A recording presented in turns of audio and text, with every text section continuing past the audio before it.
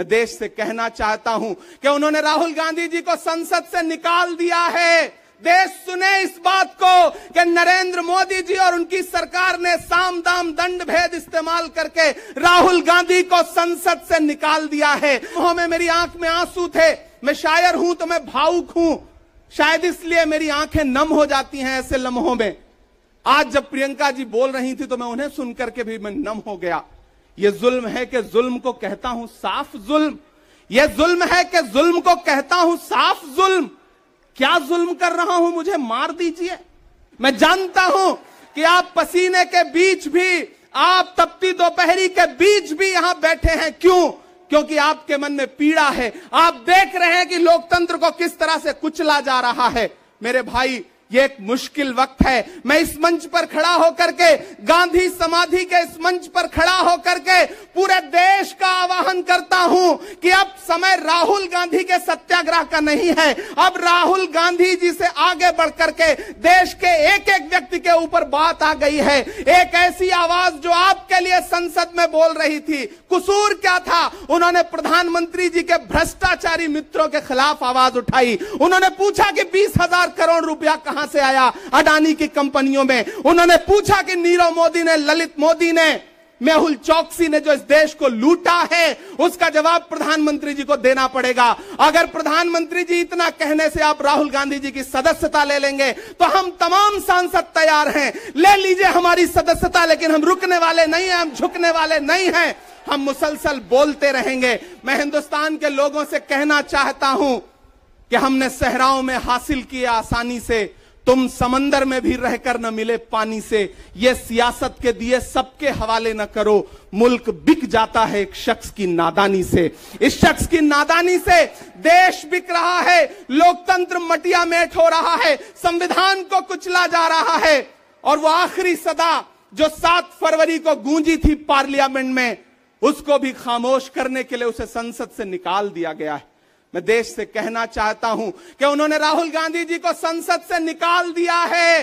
देश सुने इस बात को कि नरेंद्र मोदी जी और उनकी सरकार ने साम दाम दंड भेद इस्तेमाल करके राहुल गांधी को संसद से निकाल दिया है। अब देश के ऊपर फैसला है। उन्होंने संसद से निकाला है। देश के लोगों, राहुल गांधी को अपने दिल में रखो, अपने दिल में बिठाओ, निकलो पूरे देश में, करो सत्याग्रह। देखते हैं इस हुकूमत की तानाशाही में कितनी ताकत है। अगर कांग्रेस का एक एक कार्यकर्ता जो अपने घरों पर कहीं बैठा हुआ है, मैं उससे भी आह्वान कर रहा हूं कि राहुल गांधी से बढ़ करके ये मसला इस देश के लोकतंत्र तक आ गया है, इसे बचाइए। और राहुल जी शायद अपने घर पर होंगे, यहां हम हजारों की तादाद में उनको समर्थन देने के लिए जुटे हैं। कहा गया है, सुना गया है, कोई न बोले। कहा गया है, सुना गया है, कोई न बोले। ज़बां दराजों को मशवरा है, कोई न बोले। अजीब लुकनत पसंद हाकिम से वास्ता है, अजीब लुकनत पसंद हाकिम से वास्ता है। जो चाहता है, जो सोचता है, कोई न बोले। हमारी दाईं तरफ इस सदी का सबसे बड़ा फकीर सोया हुआ है।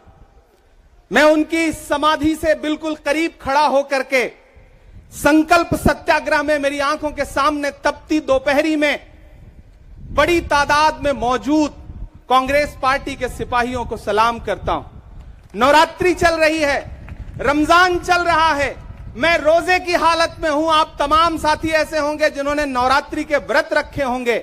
और इस पवित्र सप्ताह के बीच में हम खड़े हैं एक हाकिम की सनक के से उपजे हुए एक फैसले के खिलाफ। दोस्तों, भारत के लोकतंत्र के लिए एक मुश्किल लम्हा है ये। याद करिए, जब हाकिम की सनक की वजह से आप लाइनों में लग करके अपने पैसे बदलवाने के लिए बैंकों के साथियों से विनती कर रहे थे, चरौरी मिन्नत कर रहे थे, तब सबसे बड़ी आवाज बन के कौन बोल रहा था? राहुल गांधी। नतीजा क्या निकला? उनकी एसपीजी सुरक्षा वापस ले ली गई। याद करिए, जब गब्बर सिंह टैक्स लगा करके छोटे व्यापारियों को बर्बाद करने का सपना पाला था इस सरकार ने, तो सबसे मजबूत आवाज बन के कौन बोल रहा था? राहुल गांधी। नतीजा क्या निकला? हजारों करोड़ रुपए खर्च करके उनके पीछे ट्रोल आर्मी लगा दी गई। उनकी इमेज खराब करने के लिए जितने तरीके अपना सकती थी भारतीय जनता पार्टी उसने अपनाया। याद करिए कि जब राफेल के मुद्दे पर, राफेल में हुई लूट के खिलाफ एक अकेला शख्स पूरे देश में खड़ा होकर के चौकीदार से पूछ रहा था कि आपकी चौकीदारी का सवाल है, बताइए सच्चाई क्या है, तब उनके पीछे 55 घंटे उन्हें ईडी के ऑफिस में बिठा करके पूछताछ की गई। मेरे भाई, उस शख्स ने क्या गुनाह किया, क्या कसूर है उनका? उनका कसूर इतना है कि जब देश में नफरतें सर चढ़ करके बोल रही थी तो उस शख्स ने कहा कि मैं भारत जोड़ने के लिए अपने पैर के छालों की परवाह किए बगैर 4000 किलोमीटर चलूंगा। यह कसूर है राहुल गांधी का। यह कसूर है राहुल गांधी का कि वह एक शहीद पिता के बेटे हैं। यह कसूर है उनका। यह कसूर है उनका कि उनकी दादी ने इस देश की मिट्टी के लिए अपने खून का एक एक कतरा कुर्बान कर दिया। यह कसूर है उनका। आज भारतीय जनता पार्टी के लोग हाउस में खड़े होकर के, सदन शुरू होते ही 1 मिनट भी सदन नहीं शुरू हुआ रहता था और खड़े होकर के राहुल गांधी माफी मांगो के नारे शुरू कर देते थे। किस बात की माफी? क्योंकि वो भारत जोड़ रहे हैं, वो लोकतंत्र को बचाने की बात कर रहे हैं। अरे भाजपाइयों, माफी तो आपको मांगनी चाहिए। 15 लाख के झूठे जुमले के लिए माफी मांगो, बढ़ती हुई महंगाई के लिए माफी मांगो, अच्छे दिन के झूठे वादों के लिए माफी मांगो, लोकतंत्र को कुचलने के लिए माफी मांगो, महंगाई के खिलाफ माफी मांगो, 400 का सिलेंडर 1100 रुपए करने के लिए माफी मांगो, 58 रुपए का पेट्रोल 100 रुपए का करने के लिए माफी मांगो, हिंदू को मुसलमान से लड़ाने के लिए माफी मांगो, सिख को ईसाई से लड़ाने के लिए माफी मांगो। माफी तो तुम मांगो। और अगर तुम ये कहते हो कि राहुल गांधी ने विदेश में जाकर के भारत का अपमान किया, तो प्रधानमंत्री जी, मैं आपसे पूछना चाहता हूं कि जब दोहा में, शंघाई में, कैलिफोर्निया में, अमेरिका में खड़े होकर के आप कह रहे थे कि भारत तो सपेरों का देश है, भारत में पैदा होना तो पाप है, प्रधानमंत्री जी, माफी तो आपको मांगनी चाहिए। मैं आज प्रियंका दीदी को सुन रहा था, मेरी आंखों में आंसू थे उनका भाषण सुन करके। पिछले कुछ हफ्तों में 2 बार मेरी पलकें नम हुई। पहली बार तब हुई जब हम संसद भवन से तमाम सांसद निकल रहे थे और एकाएक हमने सीपीपी ऑफिस में देखा कि राहुल गांधी जी को 2 साल की सजा दे दी गई। उन लम्हों में मेरी आंख में आंसू थे। मैं शायर हूं तो मैं भावुक हूं, शायद इसलिए मेरी आंखें नम हो जाती हैं ऐसे लम्हों में। आज जब प्रियंका जी बोल रही थी तो मैं उन्हें सुनकर के भी मैं नम हो गया। यह जुल्म है कि जुल्म को कहता हूं साफ जुल्म। यह जुल्म है कि जुल्म को कहता हूं साफ जुल्म। क्या जुल्म कर रहा हूं? मुझे मार दीजिए। जो जख्म बांटते हैं उन्हें जीस्त पे है हक। मैं फूल बांटता हूं, मुझे मार दीजिए। फिर उसके बाद हिंदुस्तान वालों, फिर उसके बाद शहर में नाचेगा हू का शोर। फिर उसके बाद शहर में नाचेगा हू का शोर। मैं आखिरी सदा हूं, मुझे मार दीजिए।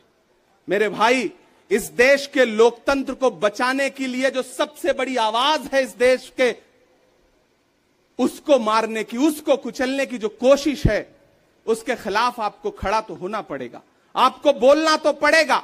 मैं कभी कभी सोचता हूं कि जब मैं कभी समाधि पर जाऊं तो क्या मुंह दिखाऊंगा महात्मा गांधी को, मैं क्या मुंह दिखाऊंगा राजीव जी को, हम क्या मुंह दिखाएंगे इंदिरा जी को कि उनके वारिस के साथ, उनके घर के चश्मो चिराग के साथ इस तरह की अपमानजनक बातें की जा रही हैं और देश खामोश बैठा है। सवाल आपसे है, सवाल यहां बैठे हुए लोगों से नहीं है, सवाल आपसे है जो आप कांग्रेस की मोहब्बत में यहां आए हुए। मैं आपको सलाम करता हूं, मैं जानता हूं आप राहुल गांधी जी से मोहब्बत करते हैं, कांग्रेस पार्टी से मोहब्बत करते हैं, प्रियंका दीदी के सम्मान में आए हुए हैं, खड़गे साहब के सम्मान में आए हुए हैं, मैं जानता हूं। वरना इस तपती दोपहरी में व्रत रख के, रोजा रख करके कौन परेशान होने के लिए आता? आपको मोहब्बत है पार्टी से, लेकिन नया पाने की चाहत में पुराना छूट जाता है। तुझे अपनाऊं तो मुझसे जमाना रूठ जाता है। मोहब्बत पढ़ने लिखने में बहुत आसान है, लेकिन मोहब्बत को निभाने में पसीना छूट जाता है। मैं तो बस इतना कह रहा हूं कि मेरे भाई, आपको एक बात समझनी है, और वो ये है कि इस मुश्किल वक्त में हमें राहुल जी से यह कहना है कि लहू में भीगे तमाम मौसम गवाही देंगे कि तुम खड़े थे। एक आखिरी नज्म सुना करके मैं आपसे विदा लूंगा कि लहू में भीगे तमाम मौसम गवाही देंगे कि तुम खड़े थे। शहर का सूरज गवाही देगा कि जब अंधेरों की कोख से निकलने वाले ये सोचते थे कि कोई जुगनू बचा नहीं है, तो तुम खड़े थे, तुम खड़े थे। तुम्हारी आंखों के ताकचों में जलती मशालों ने नई मनाजिल हमें दिखाई। तुम्हारे भाई, तुम्हारी बहनें, तुम्हारी माएं, तुम्हारी मिट्टी का जर्रा जर्रा गवाही देगा कि तुम खड़े थे। हमारी धरती के जिस्म से जब हवस के मारे ये सोचते थे कि सियाह जोंकों की तरह चिमटे, तो तुम खड़े थे। तुम्हारी हिम्मत, तुम्हारी अजमत और इस्तकामत तो वो हिमालय है कि जिसकी चोटी तलक पहुंचना न पहले बस में रहा किसी के, न आने वाले दिनों में होगा। सो आने वाली तमाम नस्लें गवाही देंगी कि तुम खड़े थे, कि तुम खड़े थे। हम तमाम लोग, मैंने कहा ना, बहुत सारे लोग यहां व्रत रख करके आए हुए हैं, मैं रोजे से हूं। हम तमाम लोग इस देश के लोकतंत्र को बचाने के लिए राहुल गांधी जी के साथ अलल ऐलान खड़े हैं, खड़े रहेंगे और एक एक सांस तक उनके साथ खड़े रहेंगे। ये हमारा राहुल गांधी जी से वादा है। जिसे खौफ नहीं है मुरझाने का, हम उस गुल के साथ खड़े हैं। कैसा भी दौर आए लेकिन हम राहुल के साथ खड़े हैं। कल भी खुलकर साथ खड़े थे, आज भी खुलकर साथ खड़े हैं। कैसा भी दौर आए लेकिन हम राहुल के साथ खड़े हैं। शुक्रिया। खबरों में बने रहने के लिए फोरम 4 को सब्सक्राइब करें और नोटिफिकेशन पाने के लिए बेल आइकन दबाएं।